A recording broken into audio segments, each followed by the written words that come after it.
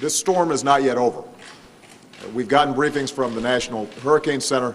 It is still moving north. There are still communities that could be affected. And so I want to emphasize there's still risks of flooding. There are still risks of downed power lines, risks of high winds.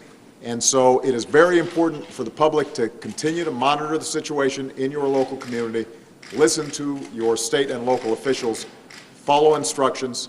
The more you follow instructions, the easier it is for our first responders to make sure that they are dealing with true emergency situations. So the better prepared individual families are for the situation, the easier it is going to be for us to deal with it. Next, obviously, I want to talk about the extraordinary hardship that we've seen over the last 48 hours. Our thoughts and prayers go out to all the families who've lost loved ones. Unfortunately, there have been fatalities as a consequence of Hurricane Sandy, and it's not clear that we've counted up all the fatalities at this point. And obviously, this is something that is heartbreaking for the entire nation.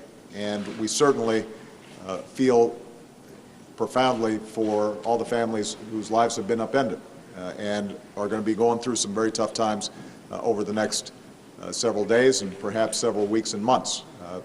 The most important message I have for them is that America is with you. We are standing behind you, and we are going to do everything we can to help you get back on your feet.